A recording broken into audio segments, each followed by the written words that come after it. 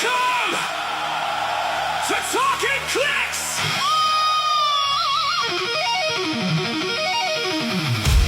Heroes rise, legends play. Every story starts today. Raise them high, feel the room. Everybody, click, click, boom, click, click, boom. Talkn Clix, where we celebrate the heroes of Heroclix.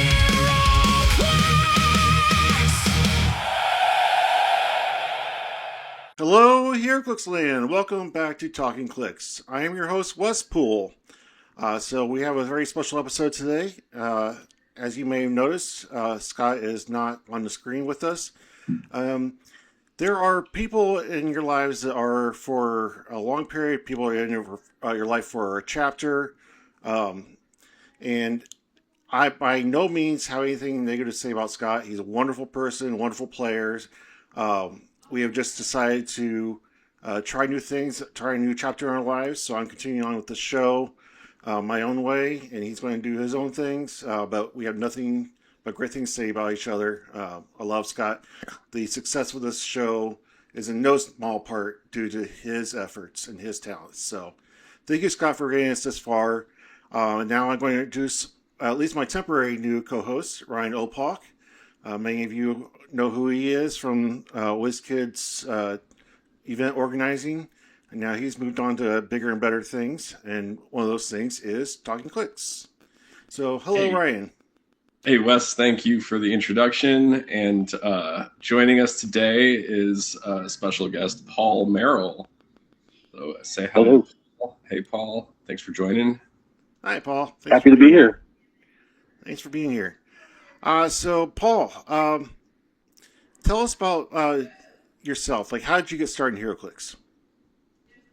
So first time in Heroclix would have been around 2010. Just came into it by sheer chance. I was visiting my comic book store, and on one evening, there was a bunch of guys in there playing a game, and stayed around just to see how the game was, and I got hooked on it, and I played pretty regularly up to Trinity War. Then I stepped away. I got back into it just before Masters of Time. Oh, so recently-ish. Yeah. So when I came to the first Red White Clix, I'd been back in the game for 4 months. Awesome. So you were at the first one. Did you go to last year's? Yes. Yeah. 3 of my friends were in the Hot Clix. Oh, okay, cool. So how would you compare the two events? Well, the first one was in the gymnasium area. So, I mean, it was a much more spread out, had a bit more breathing room than the second one.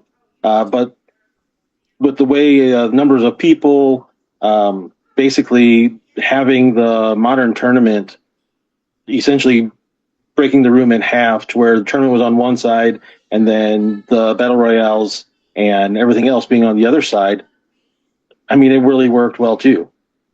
Cool. Without having been in the first year, I loved the layout last year, being in that room. It was tight, but I would describe it more as cozy. It seemed like there was plenty of room for every individual game. And I like feeling like it's a busy, full gathering. I liked it. Awesome. I appreciate your guys' feedback. It is growing. I hadn't planned on talking about this soon in the episode, but we'll go ahead and talk about it now. So for anybody who doesn't know, Red, White, and Clix is now a full organization of a nonprofit organization, and we're going to be growing and expanding and doing different things. So November's event in Lafayette, Indiana is going to be the launch of the new redesigned Red, White, and Clix. So we're working hard to redevelop it and expand it to be more than just one event, but to be multiple events and to be a real resource for veterans.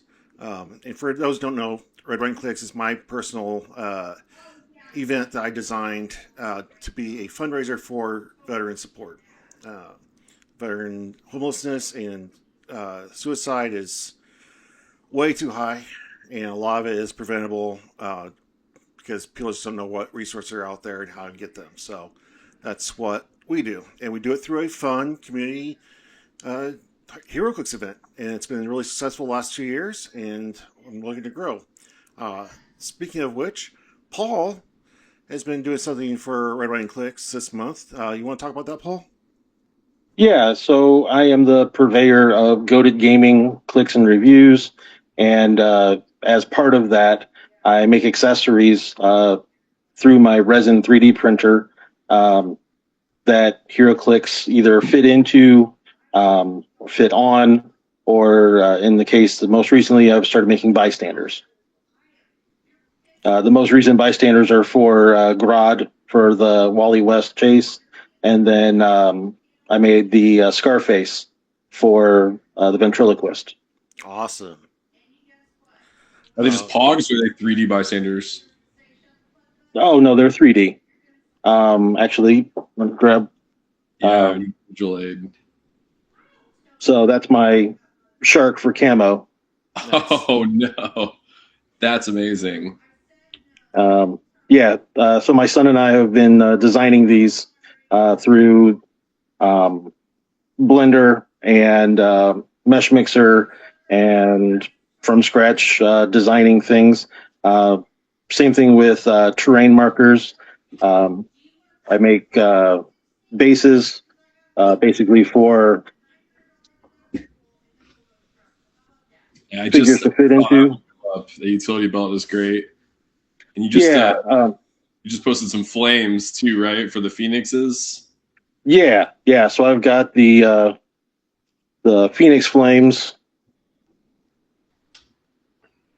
Nice. So that way, all your Phoenix Force, Magneto, and Thor and whatnot.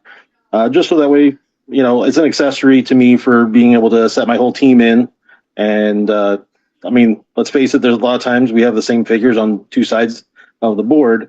And it's like, is that where mine is or is that where yours is? And with you put these on there, chances are your opponent's not going to have them.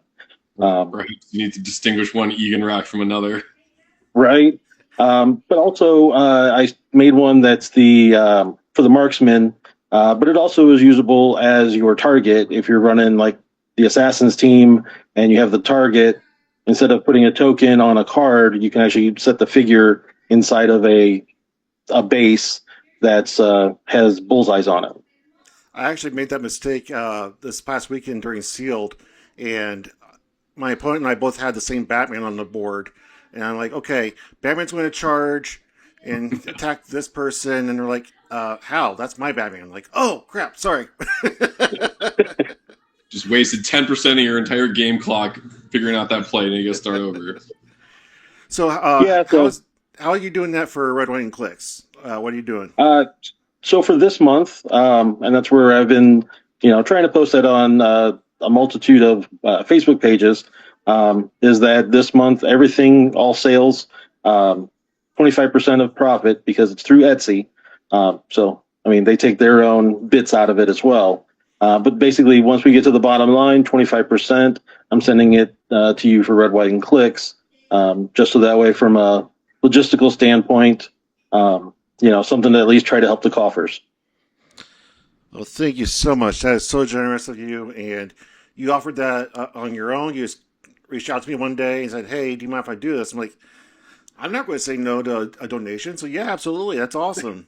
Thank you. Indiana. Right. Well, being a fan of Clix and whatnot and Red, White, and Clix, it's one of those, mix the two together. If I can do something that helps players at the same time, help out Red, White, and Clix.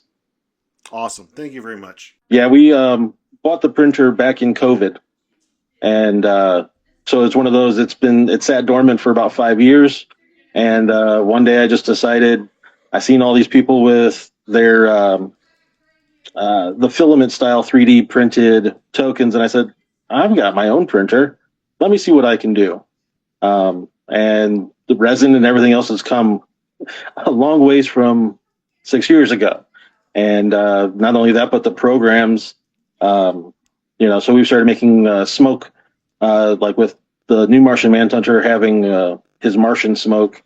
So we have a green smoke for that.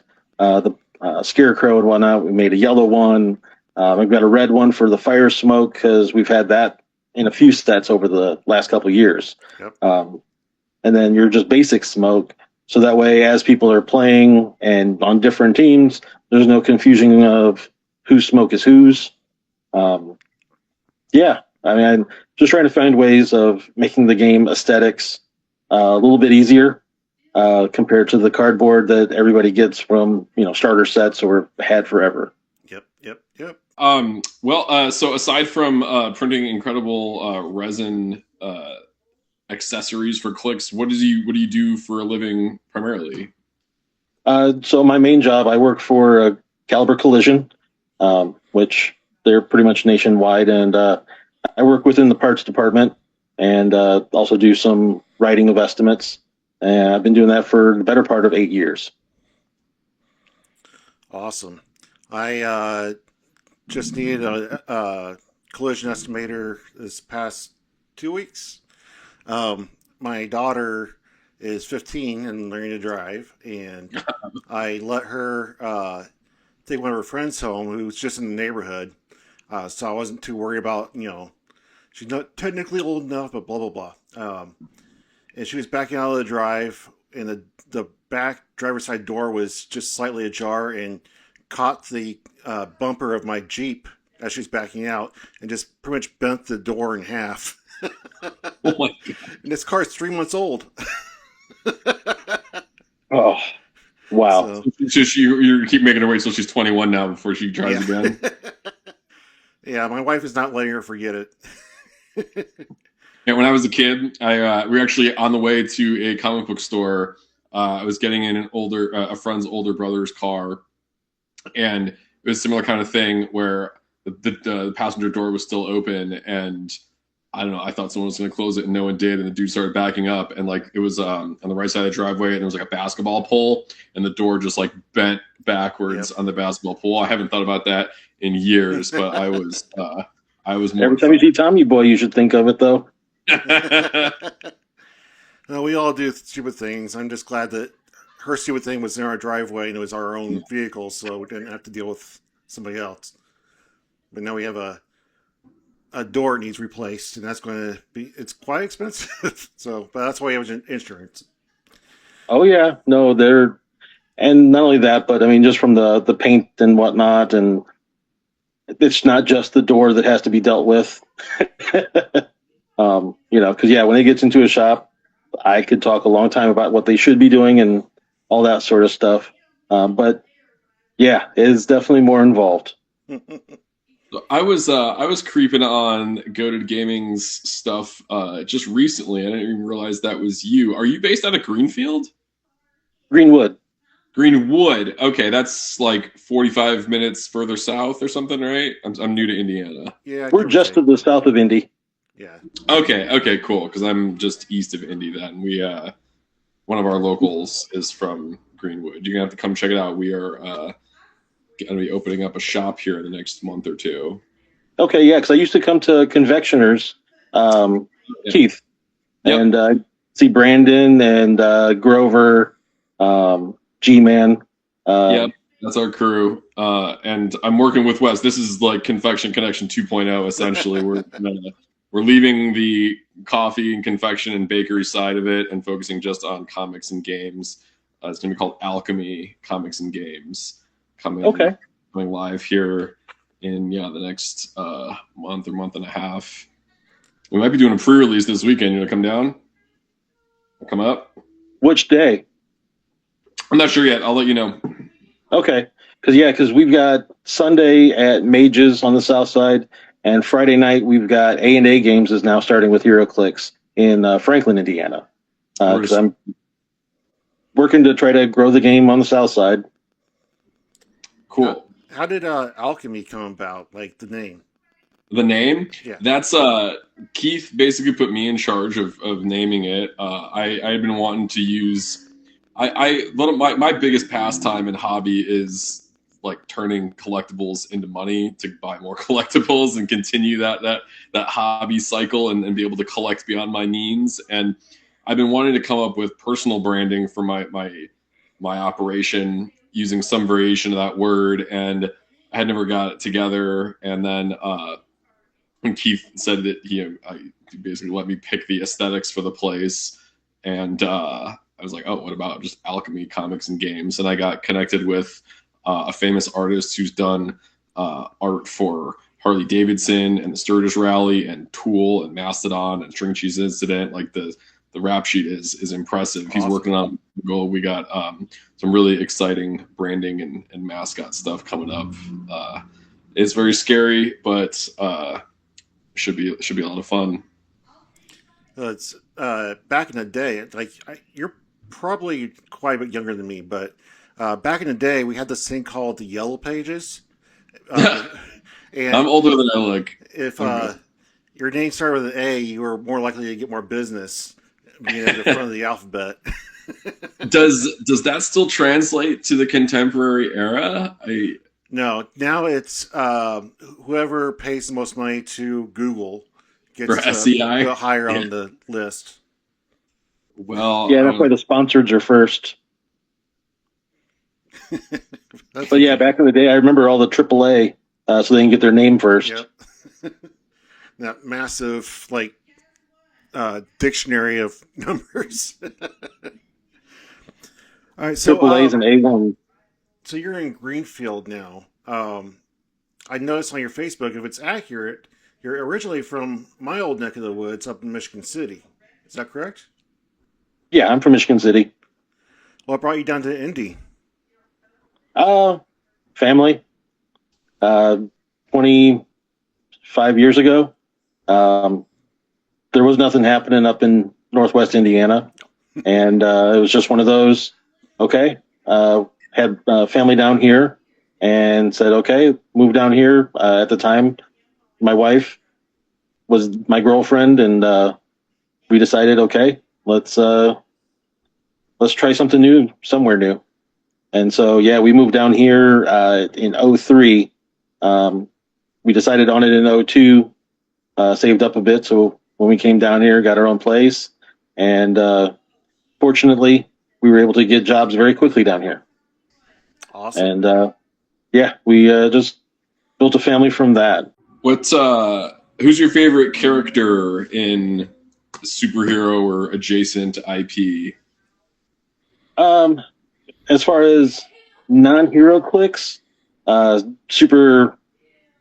I love Deadpool. Can't deny that one. But I've got so many. Yeah, I have so many, and I mean X-Men. Let's face it. So I was born in '79.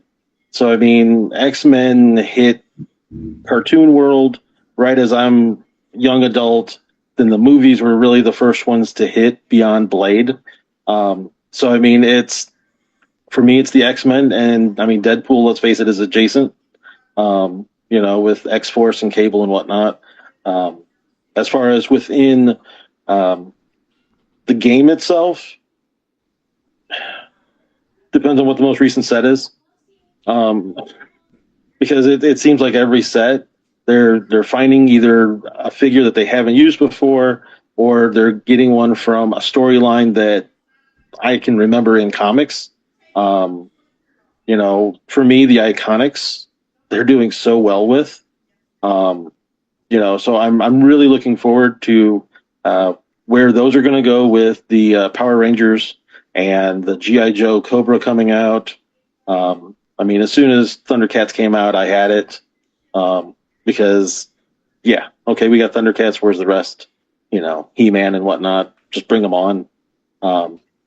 They're all owned by Hasbro. So if Hasbro's letting us have one IP, they might let us have the rest, including what would your dream Iconics be from something non-Marvel, non-DC, maybe nostalgic? Judge Dredd. Judge Dredd, okay. Absolutely. I still have some of the old indie Clix.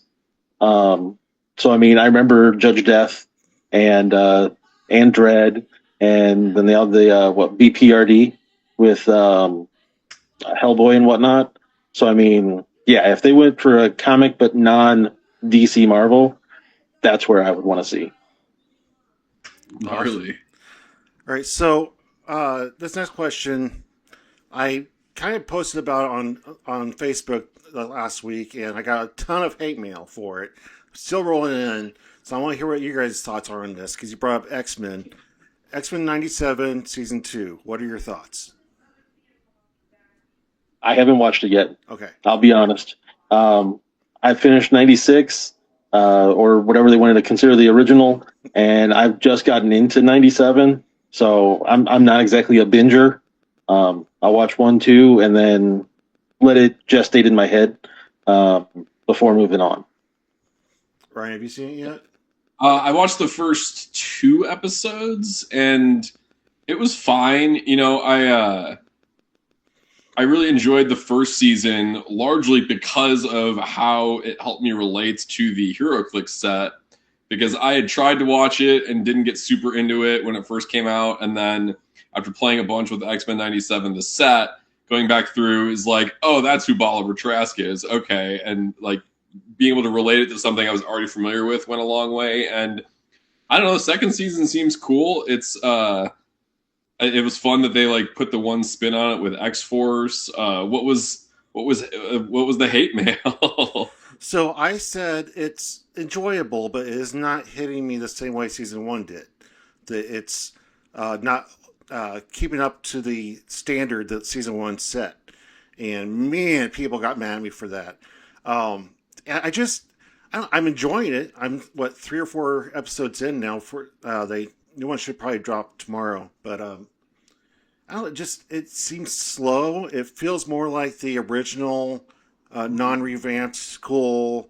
Like the first season, the opening scene of the very first episode is Cyclops diving out of the jet and landing using his visor to guide himself down, and then blasting himself back and forth around the scene. And it was something we hadn't seen before. It was epic. And this one just kind of started out just slow. And I know that they're... He blasted himself around at some point during the first couple episodes. I remember being like, oh, he's still doing that. Okay. There is one scene with Jubilee that is pretty awesome. Which, to make Jubilee awesome, that's quite a feat. I think I remember what you mean. Yeah, that was pretty awesome. I don't know. I think it's cool that they're like gearing up to go try and like fight Apocalypse throughout time. But yeah.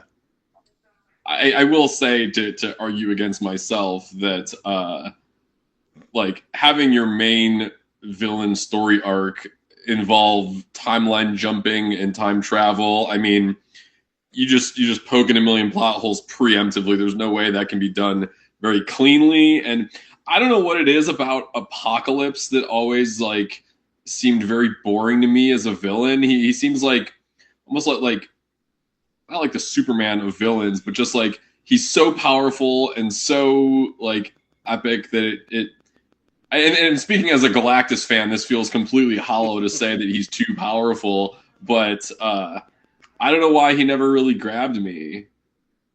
Hopefully he will in these next 2 episodes. I've been meaning to get back to it. Yeah. I was more excited to watch the new Rick and Morty, which I did just like half an hour ago. Yeah, like, I don't know. It's an enjoyable show. It's just not hitting me as hard as the first one. Maybe that's because the first one set the standard so high that they can't re-achieve it. They can't reinvent the wheel, but... I feel like it's hitting me about as hard as the first season, which is to say very medium. So I think I like it about as much as you, Wes, but I don't think I like the first season that much more. So put me in with the hate mail. The show that I did love was Spire Noir with Nicolas Cage. Same. I watched the first 3 or 4 episodes. No, not same as you. Same as X-Men 97, where it was super mid. I watched the first 3 or 4 episodes. The last one I watched ended with a cliffhanger, like a gun in someone's face. And the fact that was a month ago and I haven't felt compelled to go back to it is telling, because it was super mid. I don't know. Well, I enjoyed it. Okay. So were you watching it in black and white or color? Color. Is that I a watched mistake? the color. You might want to try black and white. I cannot imagine that making things better for me. I cannot imagine it. So I went back and watched the Justice League movie Mhm. because they re-released the Zack Snyder, and then I watched it in black and white, and it felt different. I can see I that. know it's kind of weird sounding, but it does feel different. I'll give it a shot. I don't have very high expectations of that making a positive impact. Do they have like Well- little like splashes of color like Sin City did, or is it like old school full black and white? If I remember correctly, there was a little bit of red, but Okay. it was basically black and white. So, but yeah, like you brought up Sin City, those movies in black and white just were different. I mean, if I saw them in color, I don't think that they would have been as good. I can see that. Yeah, maybe not. That's a good point. I mean, and like I'm a big Nicolas Cage fan too, but I can't even remember what it was. I was just like, oh, meh. And then when I went back to rewatch it, it wasn't on Disney anymore. Maybe it never was on Disney, but It's on Prime. Yeah.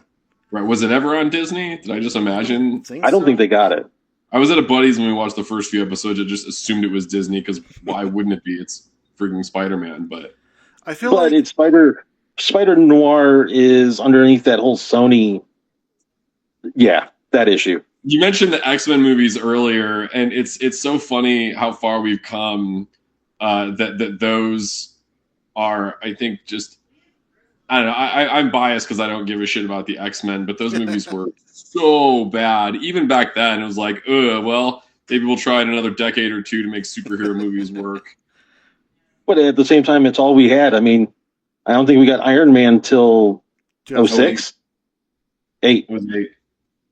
You know, so I mean, when you look at outside of that, there was what Fantastic Four had their movie. yeah. yeah. I mean, gonna jump we had ahead. Blade 2 and Trinity. On that note, too, I'm going to jump ahead to one of the other questions.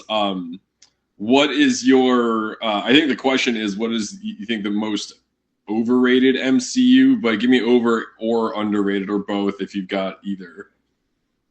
For me, underrated would probably be the Eternals. Really? Okay. I like the fact that they went to a completely its own story.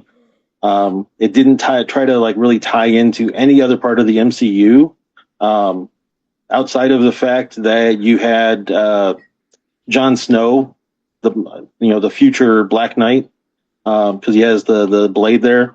They're in London. I mean, to me, it was a lost opportunity, at least so far, that they haven't tied in the Moon Knight. Since he's also taking place in London, in museum. Wouldn't you need a whole handful of Oscar Isaacs for that? I was just about to say Oscar Isaac was holding it down in that Eternals movie because he was in the Eternals movie too, right? No, you're thinking of Rob Snow from Game of Thrones. What? Because you had, the actor that played Rob Snow is the lead Icarus or whatnot. Okay, really? Hang on. This is driving me nuts. Why do I think? I mean, don't get me wrong. Oscar Isaac is Apocalypse in the X-Men He movies. does a lot. He does a lot. Yeah. Interestingly hell. enough, I read that, internet is the internet, and there's, conspiracy theories galore and supposed leaks. But I read that the Eternals are going to have a huge part of the MCU going forward. Well, I mean, they did change the Earth. Wait, the half the movie revolves around a celestial corpse. That's my bread and butter, man. But to me, that movie, I mean, they had actors, good actors, and yeah, I mean, if you looked at it, for me, it was like the first Guardians of the Galaxy movie. It was just its own breath of air. As far as overrated, probably Guardians of the Galaxy 2. I like the third one better than the second one. Is the second one the one with Ego? Yeah, the Kurt Russell one, yeah. Yeah. The third one was you can't come here besmirching my movie dad, Kurt Russell, but I'll give you overrated on it anyway. Well, I mean, the third one, you had the whole Groot, you had Groot getting older, you had, finally again, and you had the whole Rocket and his backstory, and you had Peter going back home. I mean, there was just, more there than the second one, and first one's awesome.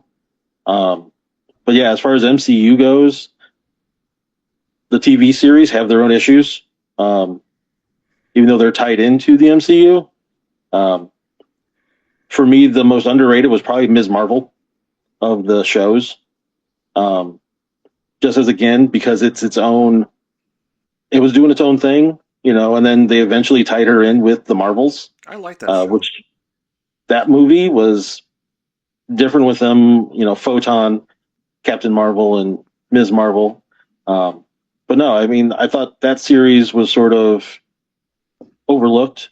Whether it was stigmatized or not, I don't know.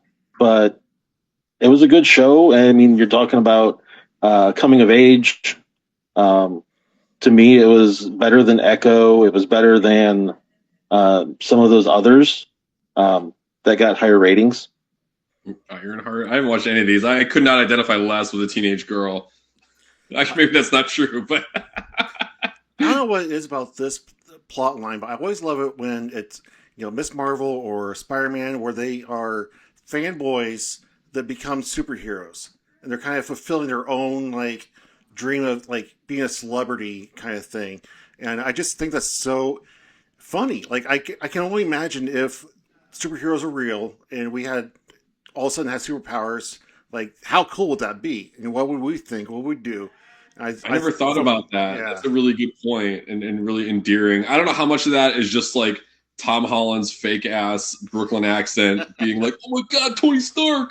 But it is super endearing and really goes a long way in shoring up my interest for street level heroes, which I'm normally intensely bored by. You're in high school, come see me when you're on Titan, clutching Tony Stark in fear while you dissolve. I don't know about you guys, but I can't watch almost any movie, but especially superhero movies, without thinking about how these characters would be portrayed in Heroclix. How would these powers be translated into Heroclix form? And that's always a fun mind game for me once I'm watching a movie. Well, and that's where with Next Phase and whatnot, they try, but it seems like they come up short. Well, Next Phase was pulling from such a, I'm sorry to say, infinitely boring pool of MCU stuff. I mean, the next phase of the MCU has failed unquestionably, and I mean, She-Hulk was a fun show, I think, but I mean, I don't know. The fact that Daredevil carried the show and he was like 3 episodes says a lot. And also completely absent in Next Phase. Yeah. Right? Yeah. He had a couple of figures that were pretty good, but he had one that's Outwit or something. But yeah. No, I don't know. I think it's fun to do that kind of stuff. So do you have any super proud moments of Heroclix because you've been playing? For me, it would have been probably it was a long time ago, 2012, playing against George Masao at Gen Con. Well, that was near his prime too, as I understand it, right? Yeah, he autographed my Black Adam card. Nice. Awesome. Just getting the autograph, or was there some moment in the game that you were proud of? Oh, I got obliterated. Yeah, no. Getting the card signed, that was peak right there. As far as in-game going, it was probably when I won the Thanos. The one where during Galactic Guardians, where it's him on the throne. Like the big multi-base throne? Yeah. Yeah, the one that was his card was part 1 through 5, depending on which portion you were doing. Because you could play him as himself or the throne portion of it. I still have all of my old trophies. The Bat Cave from No Man's Land. Awesome. Oh, I forgot to say this too. I'm really bad about this. I always forget to say, down in the comments below, I want to hear what the audience thinks about X-Men 97 Season 2. Do you guys think that I'm wrong and that it's the best show ever? Or are you going to send me hate mail? Or what do you guys think about Season 2? We also want to know what you think is over and underrated the MCU. I mean, any of these questions, like add your voice to the dialogue. Especially if you think you're wrong. Especially if you think you're wrong and full of shit and want to be loud about that. Let's go. So, Paul, you have a family. Do any of them play Heroclix with you? My son, he's getting ready to turn 17. But yeah, no, he comes with me almost every weekend. We play Clix, and then on the computer, he's most recently designed a Guardians of the Galaxy token that's on my site from scratch. And that one turned out pretty phenomenal. Awesome. So yeah, it's playing wise, he's getting there. He's young, but it's a good time for both of us. Does your wife give you crap about it? No, she's happy that we go play. Cool. That gives her a Sunday afternoon without us. Well, you have girls, right? I have my oldest is 22 and my youngest is 8.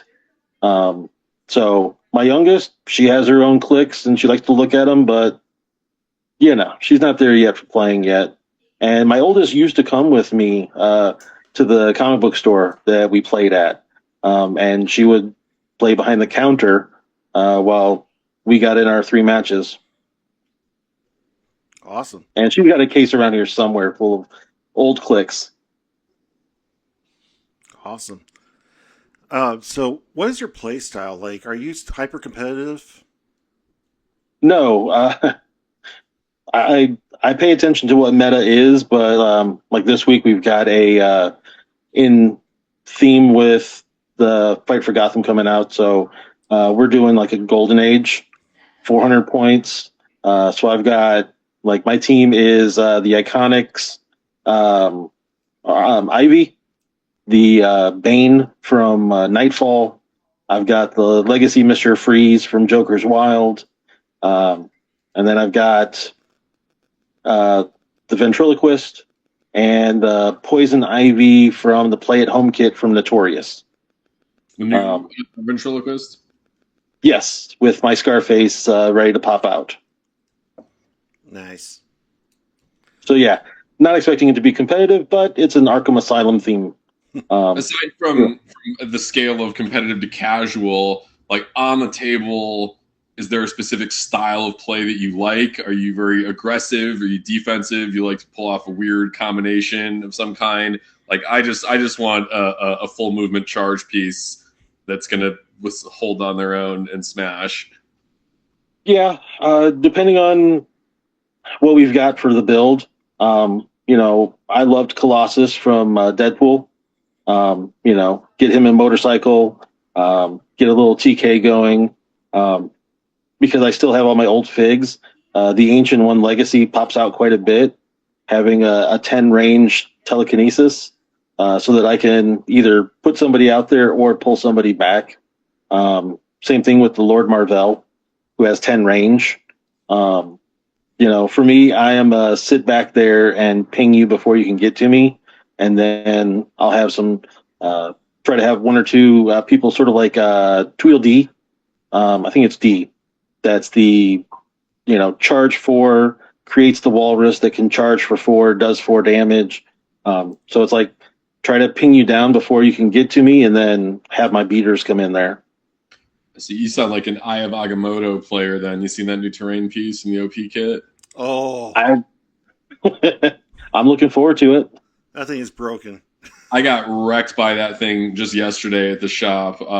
Brian was playing a Prime Cable and Hadari team, and he had Chase Sinister and Share Panther at the back line, and they just used the eye to make Cable go extra hard and killed all my support pieces, and I realized, my Hydra and Eternity don't actually work without any perplexes or enhancements, and this whole team is bad. I need to start over.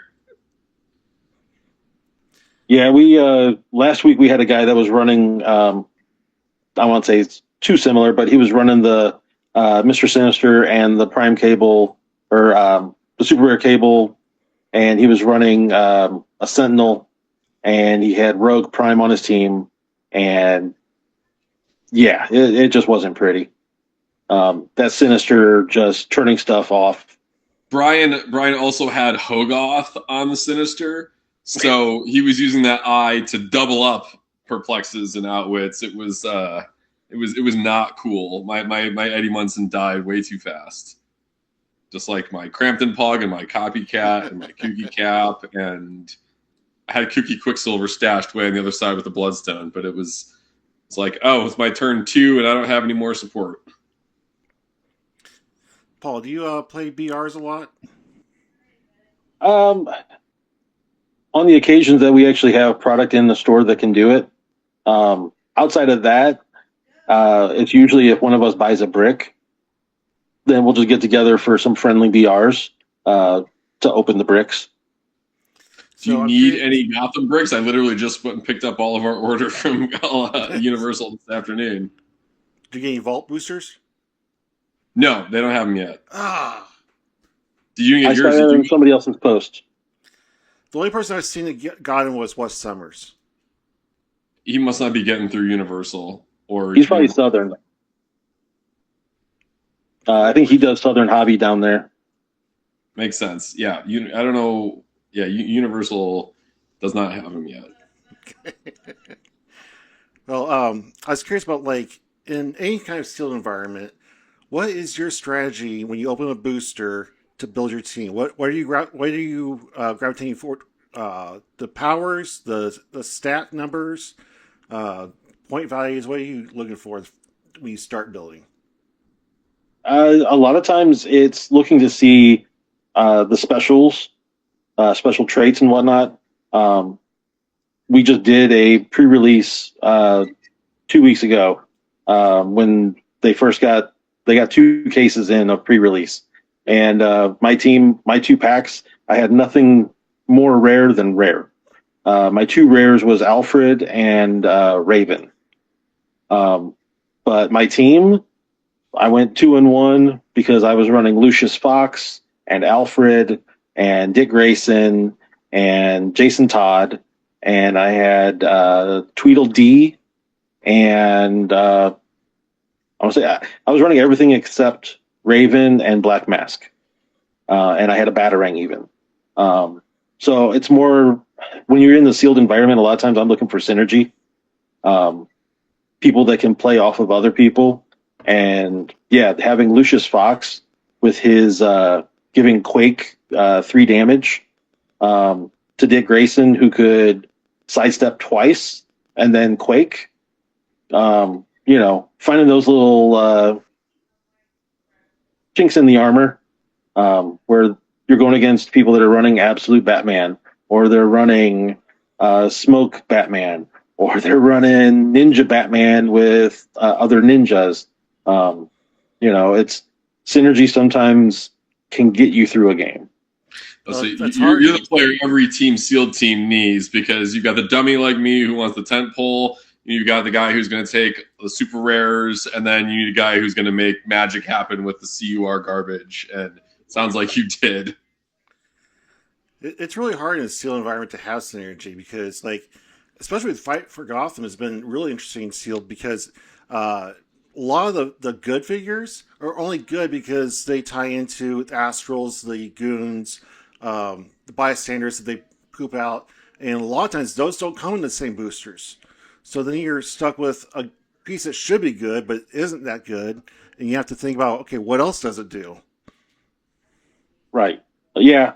I mean, that's where I was, I guess, lucky that I had 2 boosters that were not overly primed.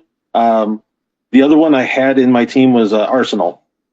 So Arsenal had his Outlaws thing with Jason Todd. I mean, they each, there was at least 2 figures that kind of worked together.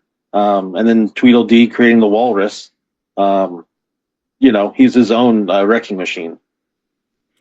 All right, so anybody listening to this, if you have a sealed Fight for Gotham set coming up, if you pull Merlin, play him. I played 6 games in the last week, and anybody that played Merlin won. The guy is a monster. That was my one loss, was the Merlin team. Merlin sees through everything, shoots from halfway across the map. He is insane. Yeah, not me over here reviewing units. It's a really interesting set for Sealed, because it is so hard to get the synergy going and that kind of stuff. Do you have any rituals for Heroclix, like certain dice or certain pair of socks, or? No, because they all seem to fail. Okay. Dice get hot, dice get cold. No, it's just hoping that what comes out happens in my favor. Because at the end of the day, we are rolling dice. On paper, people that should win don't always win because the dice are not their friend. Yes, the dice gods giveth and they taketh away, especially on Merlin's Roll20. only an uncommon? What? Merlin is only uncommon? Yeah, he's insane. Heaven help us. Maybe I'll sit out from the pre-release this weekend. Just sell packs. Merlin's really good. There's a lot of really good pieces in the low rarities on this set. I think that the designers are trying to beef up the lower rarities and kind of dial back the higher rarities so that there's not quite the skill gap between them. Maybe, I don't know, I'm just guessing. I think part of it could just be to help pulp. Yeah. But there's I think Strange Tales had a killer 001, I think it was. And I was like, wow, if this is one, what else is coming in this set? Oh, yeah. Strange Tales 001 Doctor Strange is one of the best 001s ever, probably. I'm too new to the game to say something like that with any confidence.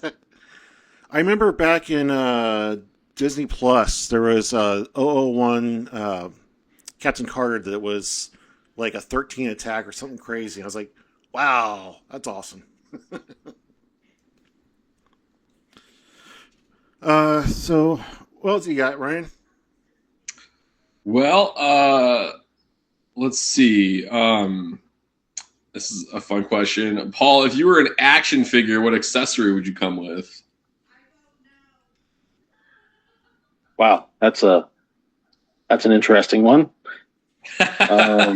We fired from the hip over here. You know what? I would, to keep it in the realm of HeroClix, I would want to come with the Cloak of Levitation. I mean, that's a pretty good answer. Sidestep. I mean, outside of that, maybe the glider. But yeah, Cloak of Levitation would be a good one for me. Running shot click on the glider? The glider has a running shot click, right? I believe so. Yeah, it does. Yeah. I'm surprised the glider doesn't use more. It's a really good equipment. I mean, yes, it's not the motorcycle, but it's getting flight alone is awesome. You can get flight so much cheaper, though. 15 points is a lot, and there's no qualifying keywords. You know, what I'm glad to see is the lack of pogs. They're super hard to get. Oh, you know what? No, there's no running shot on the Spider-Verse glider. Really? Oh. That was the Goblin glider from Earth X gave running shot. Okay. So, Paul, Did it give like energy explosion? The Spider-Verse one gives flying on every click. The one click gives a 2 movement bonus for flying, along with energy explosion and energy shield deflection. The other clicks are 1 movement bonus each. You can get precision strike and combat reflexes, or blades, claws, and willpower. Yeah, all right. I mean, plus 2 movement and flying, plus energy explosion, deflection. Like it's probably a lot easier to just play the flying carpet and get plus 1 movement and flying and save 10 points for energy explosion and deflection. I don't know. Yeah, that sounds pretty good. Paul, if you had to play only one universe going forward, DC or Marvel, you get whatever sets come out in that universe, but you can only play DC or only play Marvel. Which would you choose? Marvel, since they only put out one DC a year. Yeah, but that one DC is usually pretty broken. True, but it's a war of attrition. You get enough Marvel stuff in there. Yeah, and not to mention all the iconics that they've been doing from the Marvel side, because now we have giant size X-Men coming. Not to mention we had the first appearances with the Avengers, X-Men, first appearance Spider-Man, which was just kind of goofy. But yeah, no, I would have to roll with Marvel. That's fair. Is that because you like the characters more also? I'm 50-50 when I think about all of the reading I do of the comics. I prefer the cosmic side of things. I was really big. That's why I still have my Lord Marvel. I was really big into War of Realms and the War of Kings and that whole run with Vulcan and the Kree and Shi'ar, and it's post Annihilation. If it's Galactus and Thanos, and I still have the original Infinity Gauntlet, Crusade, War. That's where my jam is. I really want an awesome Adam Warlock. I have the Annihilation comic series in a stack just off camera that Keith has set aside and insisted that I read, along with a bunch of other Hulk stuff. But that's the Annihilation series is basically what he said I need to get into immediately. Yeah, once that finishes, don't stop there. As an author, Dan Abnett, who is not only in the Marvel side of things, but he's also one of the games I used to play, which is Warhammer 40K, and he wrote some of the Horus Heresy type novels. Warhammer has some of the craziest lore. I'm interested to explore your background as a Warhammer player relative Clix. I remember when I went to Adepticon for the first time with Wizkids, like, oh, this is a minis convention, and we're peddling largely miniatures games. And I remember a couple people came by the booth, and we had, I don't think it was a free thing, but it was like a gift with purchase. And people looked at it, and they're like, it wasn't Clix, it was like a D&D mini, but they looked at it and they're like, oh, this is pre-painted. And I'm like, wait, that's not a selling point. Like, oh man, I don't get this corner of hobbying whatsoever. And Warhammer to me was always like, not only is this an incredibly elaborate, complex on the table game, you also have to spend 50 hours crafting and gluing and painting before you're even ready to play. And that to me just sounds like a fucking nightmare, pardon my language. So how did you approach that game versus Clix? Do you even see them in the same ballpark or field of play at all? Like, tell me about that. The only thing that they have in common is you're rolling dice. Because so I played Warhammer, started in 3rd edition.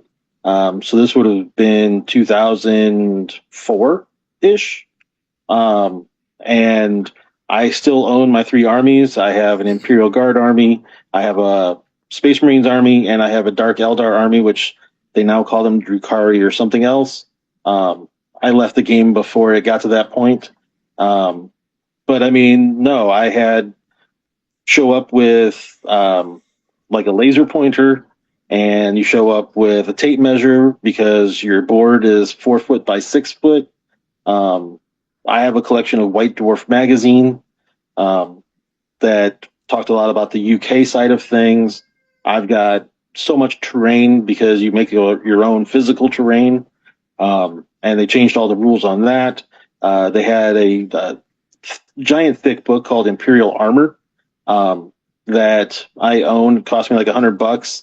I bought it down in Memphis, Tennessee, at one of their battle bunkers, and it gave rules for playing a team that is entirely tanks. And I said, "That's me." So I would show up with my book and open it up to my army, and I would proceed to lay out like I think 11 or 12 tanks. And so, do you mean like actual vehicle tanks, or do you mean like a guy who takes all your hits tank? No, tanks. Okay. Lehman Roos tanks, and varieties of Lehman Roos is their like standard tank. And then they had their chimeras, which are troop transports. They have heavy ones, devastators, demolishers, plasma cannons. Yeah, my opponent would sit there with like 60 little people, and I would have 10 tanks, and I would just start waylaying them from my side of the board onto their side of the board. So, do you approach these two hobbies at all in the same way, or is it just incidental that they're 3-dimensional, played on a grid? Well, I mean, it's not even played on a grid. But I mean, I would say I approach them in the same way as far as strategy, looking at the terrain. I do look for. I mean, I came from when hindering used to hinder. Now it's more just for targeting. As someone who's only been around the game for a couple of years, what does that mean? So water and hindering terrain used to cost you 2 movement per square. Okay, I play other like Dungeon Crawler games where that's a factor. Right. And so that's where hindering used to. That's why in the complete rulebook, improved movement hindering doesn't exist anymore. Improved movement water or improved targeting water used to exist as well once upon a time, right? Well, you still now the rule is if you're a dolphin figure and you're in water, you can't be seen unless you're within 4 squares. Right, but there's nothing else. Like water effectively does nothing else besides interact with dolphin figures. Right. It used to also hinder movement. Yeah, and that's where. But at the same time, also we had the 16 by 24 maps back then. So yeah, I mean, I still look at the terrain the same way and look at elevations and try to see where I can gain the system, if you will. Especially when you have, like you were mentioning, Merlin and being able to target through elevation. Use it to your advantage. They can't see me, but I can see them. And so that's where in Warhammer and my tanks, I could shoot blindly because they had a scatter sort of die that you used to have to roll. You pinpoint a location and you roll a die, and your targeting is off by X number of inches in a certain direction. Whereas with Heroclix, it's pretty obvious, counting up the squares, how far you can see if you move, if you TK, if you sidestep. You don't have the guessing because in 40K you couldn't measure until you designated your attack, and then all of a sudden you pull out and okay, I've got 36-inch range or 48-inch range, and their person is an inch on beyond there. Okay, I can't see you. Yeah, I hate this so much. Oh my gosh, just like knowing that I can set up my whole turn and my opponent might roll out of my attacks. I've only got like a 75% chance of achieving my turn's goal. What a nightmare. Do you still mess with any Warhammer? No. I look at them. I'm on plenty of sites that discuss what new stuff is coming out, things along those lines, because the lore. One of their books, Let the Galaxy Burn, is just an amazing collection of like 39 stories, I think it is, which I thought was kind of odd. Warhammer 40K, why don't you have 40 stories? But oh my gosh, they must have had exactly. to the last second to save that. Wow, what a missed opportunity. But I mean, from a storyline, we have all these great comic books and Warhammer 40K. I mean, yes, they have Henry Cavill behind him. Because he has a new show coming. But it's like their stories are so in depth. It's amazing. Spent a lot of time getting into the Warhammer storyline. It is crazy the amount of depth and weirdness and crazy there. Yeah. I was just in this discussion this morning with my local Heroclix crew about somebody was complaining about how expensive bricks are getting because they're going up again. And I was like, have you looked at other games? Because as far as I can tell, Heroclix is one of the cheapest games of this type out there. Warhammer is like astronomically expensive, right? Well, so the only thing that I would say, I guess that they would say as a counter to that is that my stuff from 20 years ago, I can still put on the table, and it still is legitimate. Yeah.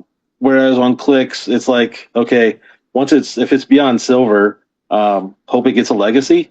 Now, Paul, do you mean legitimate as in legal, or legitimate as in can hold its own against contemporary pieces? Because both need to be true. All the above. Both? Yeah, all the above. Well, because the tank is still a tank. They still call it a Lehman Roos. And old Heroclix, Superman is swinging with 8 attack for 1 damage on his low clicks. Like, old Heroclix do not hold up against contemporary pieces. Right. Well, so that's where in their game, as the generations of 3rd edition, 4th, 5th, and whatnot, I think they have 11th coming out now. But a Lehman Roos is still a Lehman Roos. They don't consider it Lehman Roos 3rd edition. It's a Lehman Roos tank. So you can still buy the new ones, but your old ones are still the same thing? Exactly. All right. That's why I say, from a longevity standpoint, I put my tank on there, and it still is no different from a gaming standpoint than one that somebody just picked up yesterday. Well, you had to spend 75 to 350 hours getting your pieces table ready. So, yeah, I would hope you get some decades worth of use out of them. So how's it being so fresh then? If everything holds its value the same, what makes a game evolve over time?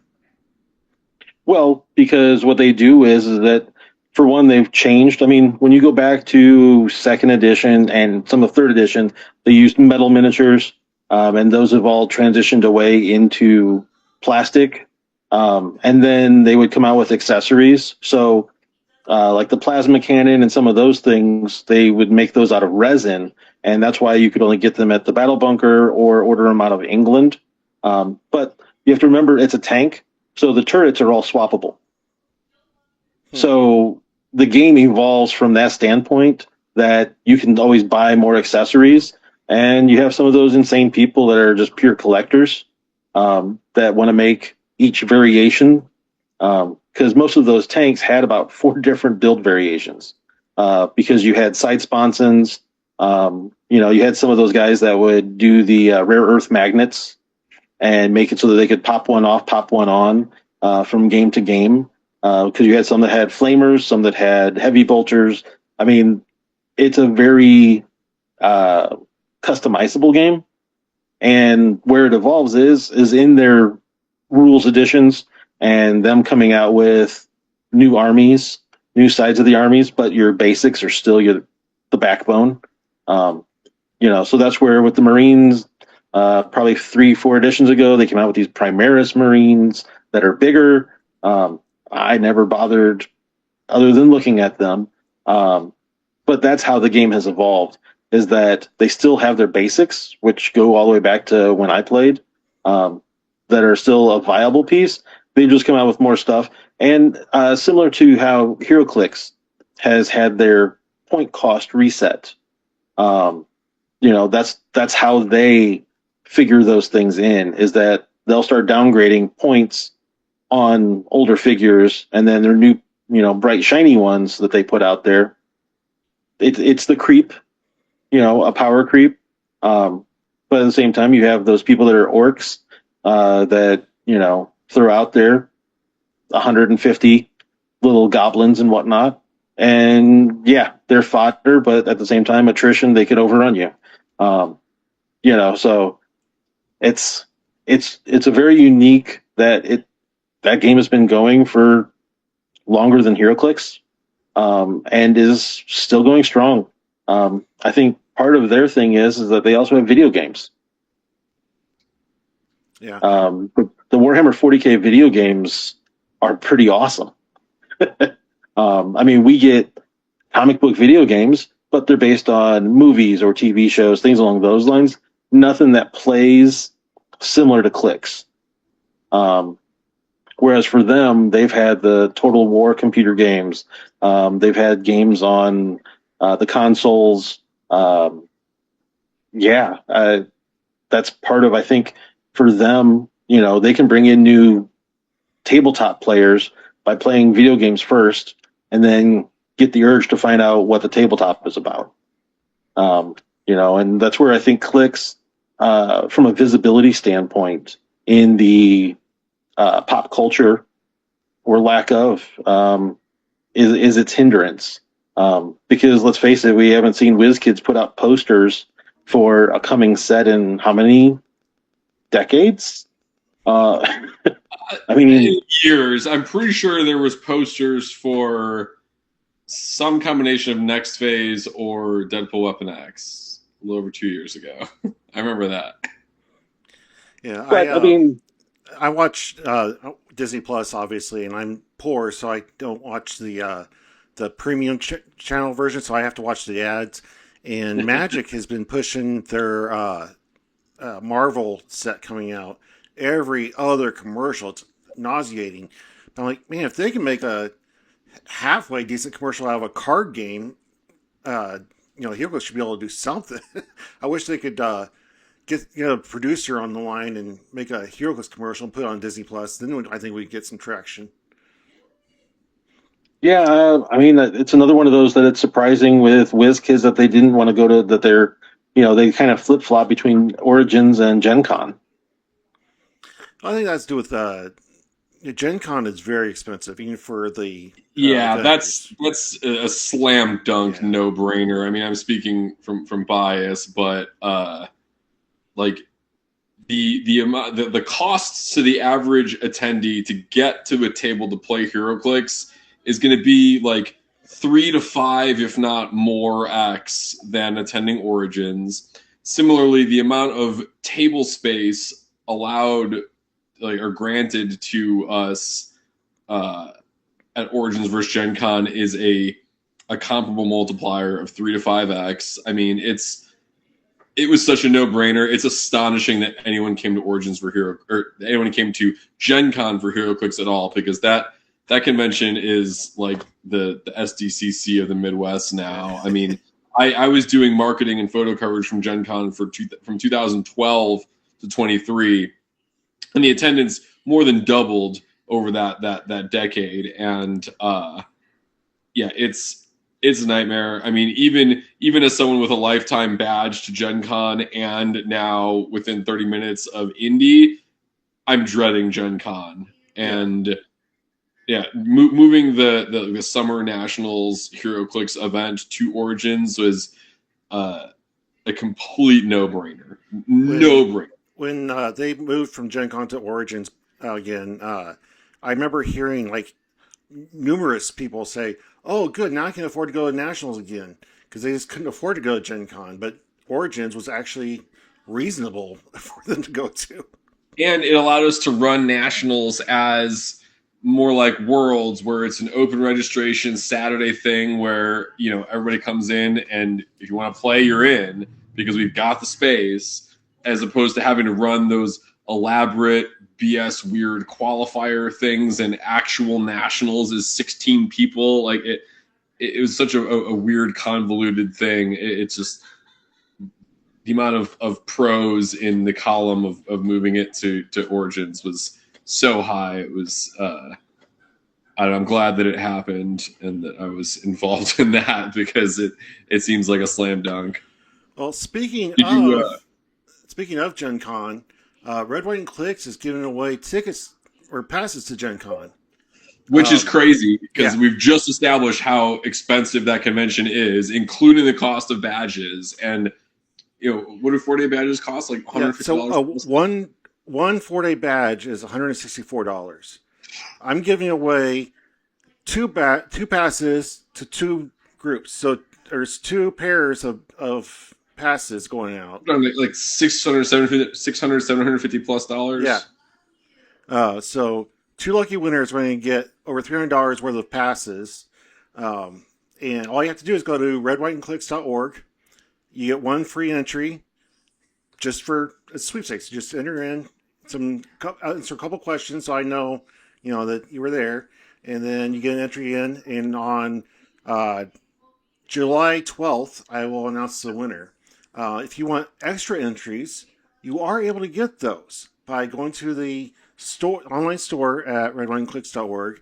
For every $10 you spend, you get an extra entry. So the person who won the Origins passes, I think, bought like a map and a T-shirt, and they had 11 entries in the drawing. So of course they won. And so far, I have over 30 people that have done the free entry into the Gen Con sweepstakes. None of them have bought anything extra. So they just had the one name in there. So if somebody wants to go in there and buy a T-shirt or buy a map, which these maps are awesome, designed by Jay Patel, they're only $30 or $35, I can't remember. But you get 3 extra entries. So you get 4 entries total plus your free one. And you're going to have a leg up on those 30 other people that put their names in. I didn't realize it was every $10. Maybe that's why. Wes, here's a question that people watching may ask. Is there any overlap between this contest and the promo that we're running through Paul's shop? I don't know if overlap. Like if people are buying stuff from Paul to get it. No, they were separate. Paul's thing is his thing, and the Gen Con thing is our thing. Very appreciative of Paul for doing the donation to us. But yeah, it's not related as far as buying his stuff doesn't get you an entry into the Gen Con. But shout out to Gen Con for giving us these 4 passes. That was amazing. I reached out to them on a whim. Because I wanted to try to get a table there, and they said, "Well, it's too late in the season. You can't get it. We'll try to get one next year." But here's, I said, "Well, how about a pass?" They're like, "Okay, here's 4 passes." I'm like, "Oh." So we'll talk off air. I'm curious who you connected with. Everybody at Gen Con is amazing. Yeah, I'm looking forward to seeing who wins it and get the reaction because they're not cheap. They are not cheap. So. Having these, I'm like afraid to touch them. They're so valuable. So yeah, just go to redwineclicks.org, get your free entry, buy a map, and you get 3 extra entries. Easy peasy. Just make sure you get in before midnight on July 11th because that is the end of the contest. Well, let's mix it up. I got a couple food related questions that's I'm bracing for the response to as a Chicago native addressing Indiana folk. What do you put on your hot dogs, Paul? All right, so I am a Chicago dog kind of guy. I've got my jar of sport peppers. I've got a big container of celery salt. I'm ready to chop up tomatoes, onions, pickle spear. Let's go. If I can get a Chicago dog, I'm getting a Chicago dog. Outside of that, all right, so my first job was in a root beer stand, doing the French fries and onion rings. I was the fry guy. So needless to say, I having hot dogs through my high school years of working. I am absolutely a Chicago dog guy because I can't do the kraut dog. Mustard, onion, relish. I am a sweet relish guy. My wife is a dill relish. So we always have to maintain 2 jars of it in the house. If I'm getting a hot dog, it's Nathan's all beef and a Chicago style. I worked at a buddy of mine was his family is super Greek, and they've run Euro restaurants for years, and I spent a summer working in their Euro restaurant, and I don't know if anyone actually ordered this, but it was on the menu, but it was I haven't thought about this in ages. It was a hot dog on a French roll wrapped in bacon with Swiss cheese and grape jelly. It was so good.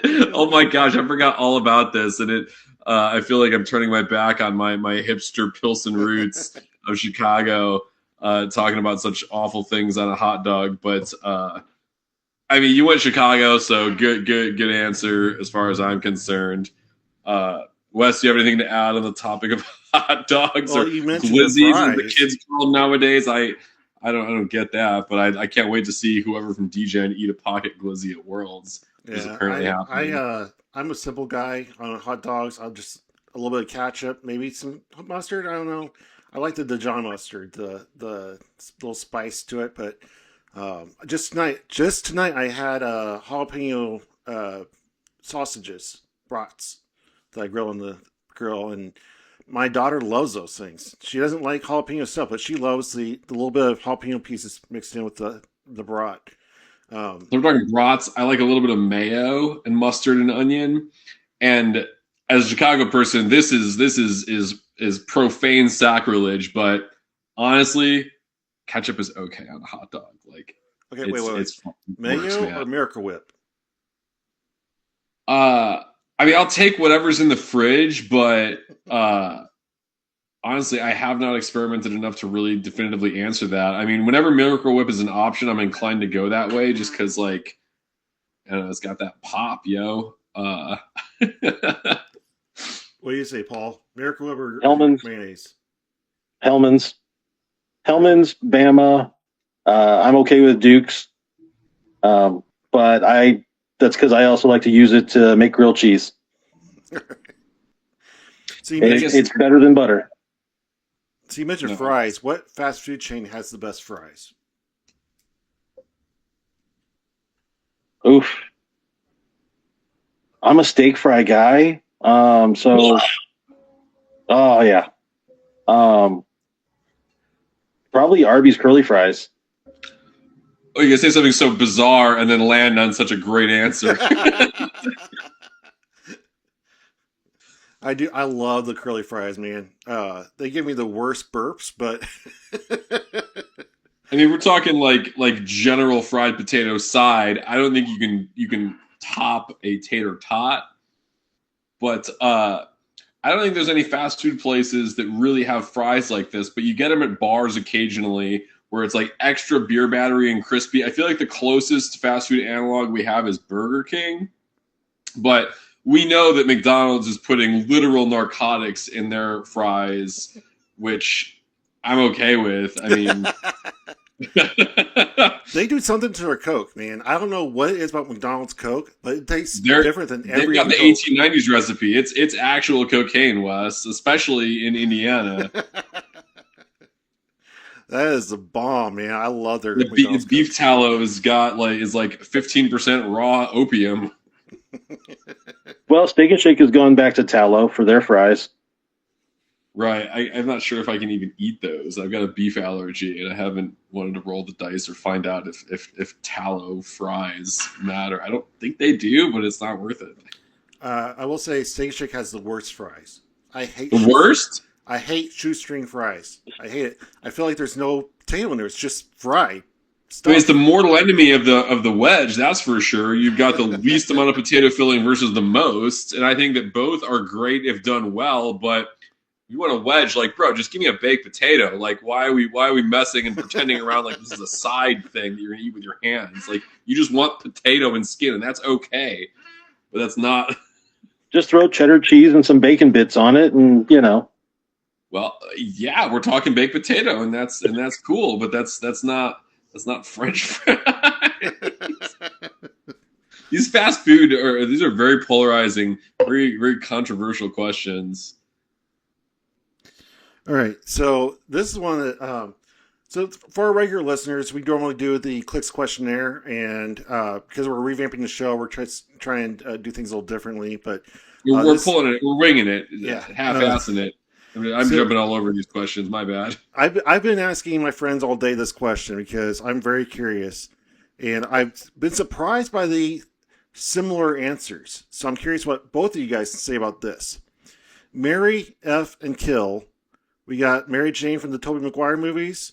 We got Andrew Garfield's Gwen Stacy and Tom Holland's MJ. Marry, F, kill. I don't even know who those actresses are. One of them's Kirsten Dunst, right? Yeah, that's the Mary Jane from the Tobey Maguire movies.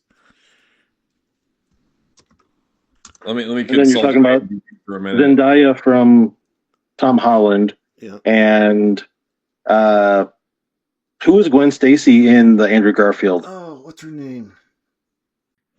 Emma Stone? Yes, Emma Stone. Emma Stone. Okay. Yes. Emma Stone. All right. I guess I'm going to marry Emma Stone and bang Kirsten Dunst and kill Zendaya. I'm almost the exact opposite. I'll kill Emma Stone. I'm okay with that. I'm okay with any configuration of it. These things are all very mediocre in my estimation. Boy. At this point in time, marry Zendaya because she's younger. and then Kirsten Dunst on the side. So all day I've asked my friends this, and Kirsten Dunst has landed on the kill list with every single person except for you guys.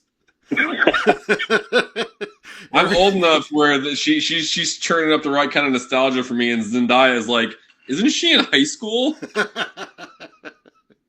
Because I am much older than I look, I assure you. I know what the fucking yellow pages are. You look like you're 25, so. Oh, I'll take it, baby. I'm in my 40s. So Paul, let's see here. What is your favorite adult beverage of choice? Alabama Slammer. What's in that? So that's going to be Southern Comfort, some orange juice.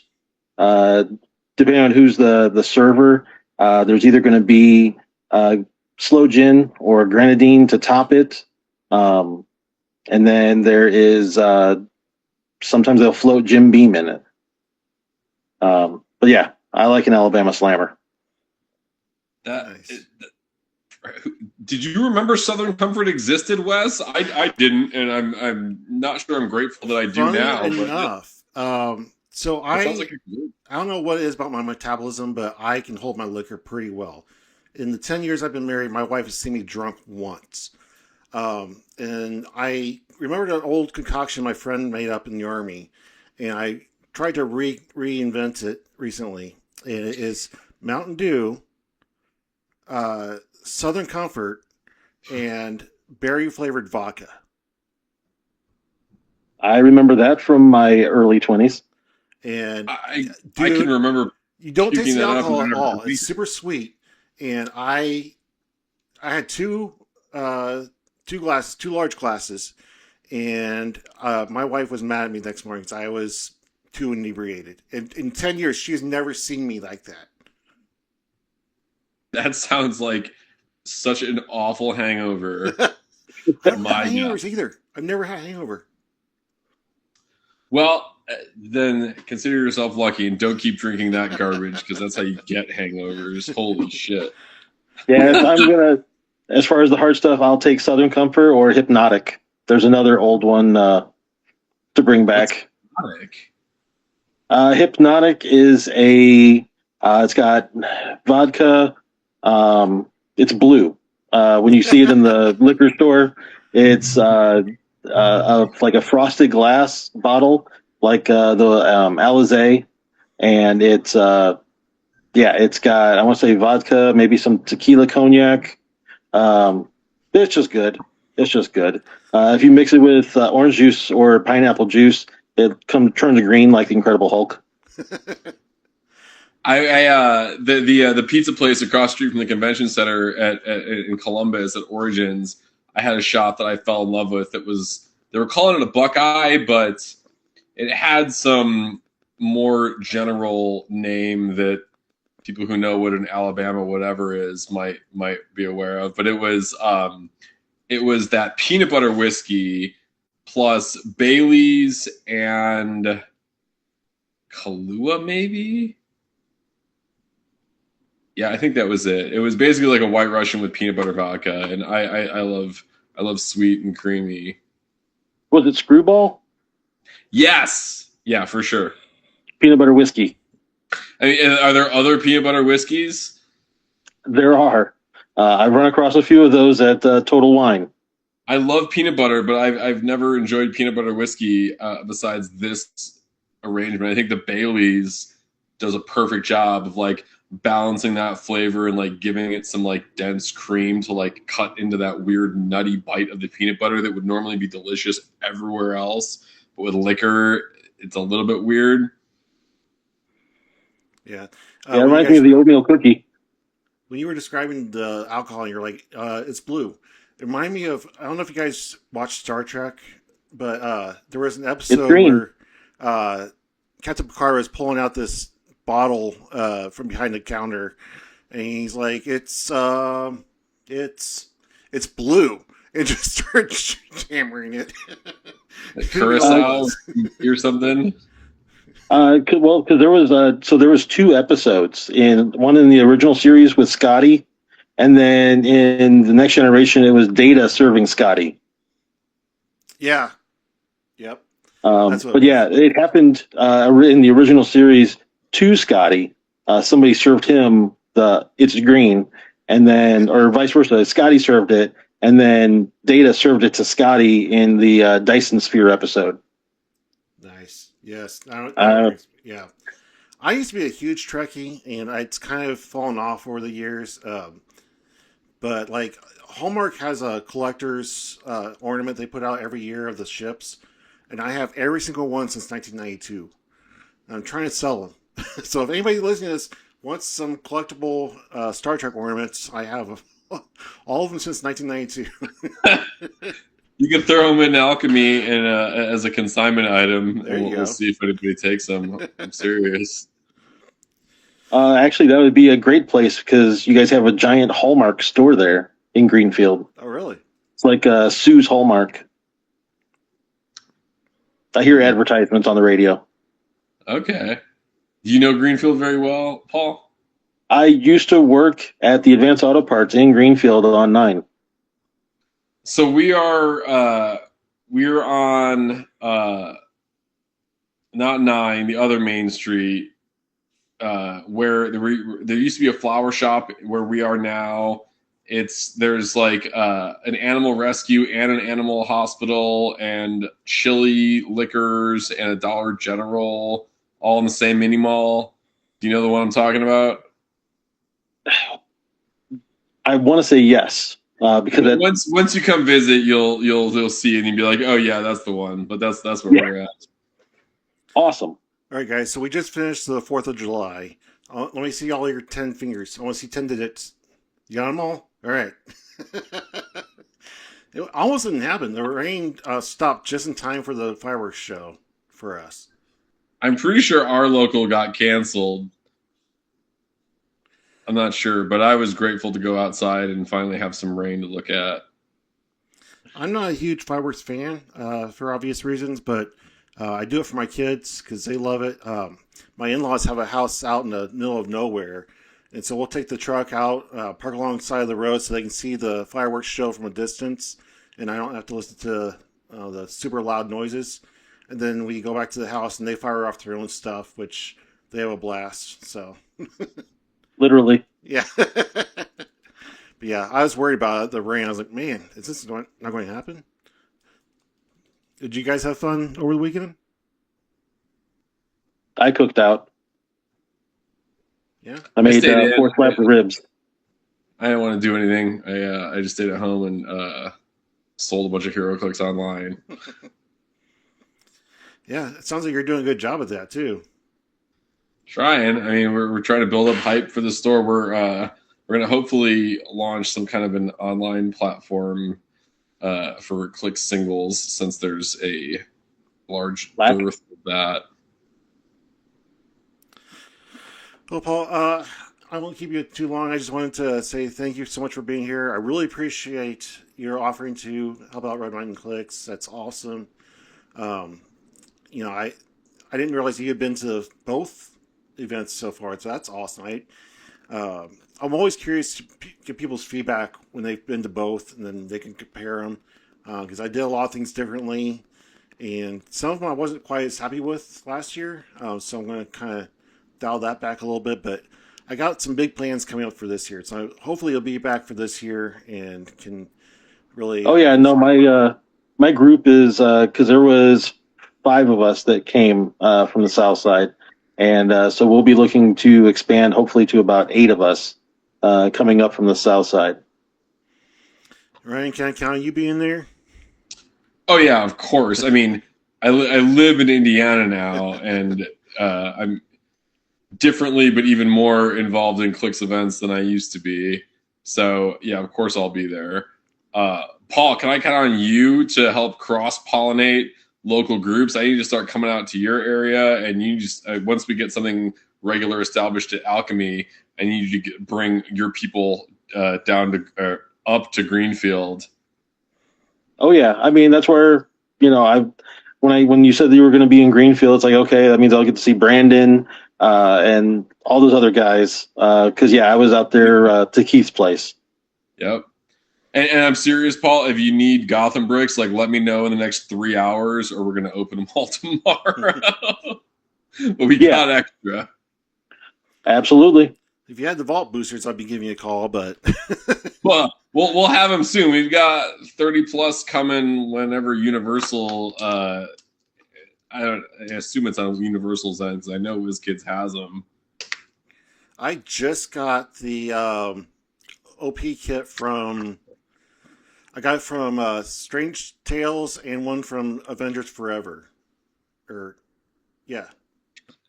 Well, the sculpts are from Avengers Forever. The kit is much more recent than that. And the Strange Tales kit is only 4.5 weeks old. Okay. I'm pretty sure that street date was early June. Okay. And that's the one with Eye of Agamotto and the Avengers Forever's Doctor Strange sculpt. New paint job on Mindless one. And I think that Rincher guy is an all new sculpt. Yeah. I was surprised to see those in the box. I'm like, okay.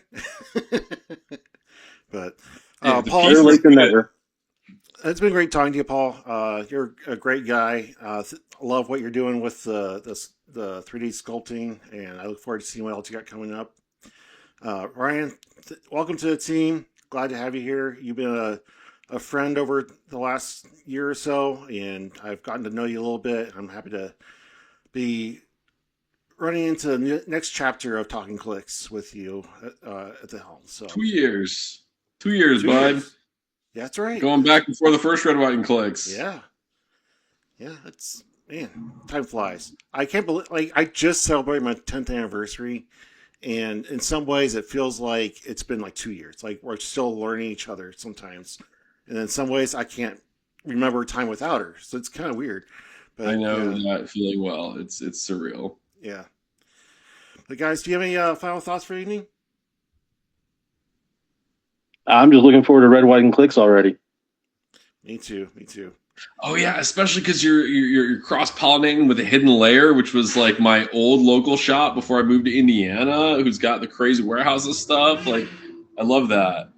Joe Alger is the man. Shout out my boy Joe Decatur. What's up?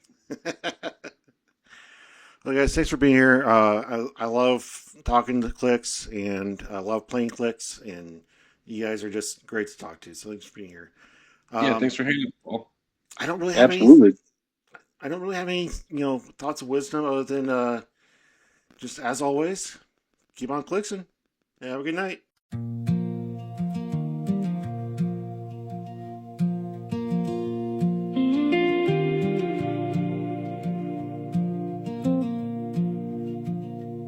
Summer rolls across another tabletop town. dice keep turning while the sun goes down. Wespool's riding with a brand new co-pilot. Ryan's in the chair and we're ready for the mileage. There's a craftsman humming where the printers all sing, building little legends one layer at a time. 25% through the whole July run, helping Red, White, and Clix get the mission done. Funny how a road can bend, funny how the game calls you home again. You never really walked away, the Clix kept calling, and you found your way. Back where the family knows your name, back where the heroes all play the game. Raise that Chicago dog up high, watch another figure come to life. One more row beneath these lights, we're all home tonight. By the daylight, counting fenders, doors, and chrome, keeping every order rolling, customers home. Then it's back to plastic dreams and printed stands, building little treasures with steady hands. Deadpool's always gonna top your list, that's one opinion nobody's gonna twist. You'll defend Eternals till the day you're through, say Guardians gets more love than it ought to. Warhammer armies line the shelf, every hobby finds a place for itself. Oh, you never really walked away, the Clix kept calling, and you found your way. Back where the family knows your name, back where the heroes all play the game. Raise that Chicago dog up high, watch another figure come to life.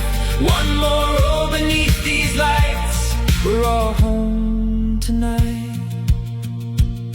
Paul, we need to have a little intervention. Mary F. killed Kirsten Dunst, Emma Stone, and Zendaya. And somehow you landed on kill Emma, marry Zendaya. Buddy, I don't know what you're smoking, but the correct answer is kill Kirsten, F Zendaya, and marry Emma. Emma Stone's Gwen Stacy was chef's kiss, and I'd like to be the chef. Sorry, Paul, your taste in women isn't as good as your taste in superheroes. But this isn't Married with Clix, it's Talking Clix. Let's get back to the show. You never really walked away, the Clix kept calling, and you found your way. Every printed face, every helping hand leaves another mark across this land. Here's to every second chance, every friendship, every circumstance. Talking Clix keeps rolling on, click, click, boom, and we're never gone. Welcome aboard, Ryan, take the co-pilot seat. Another story, another friend to meet. The family keeps growing, one voice at a time. And we'll see you down the dial.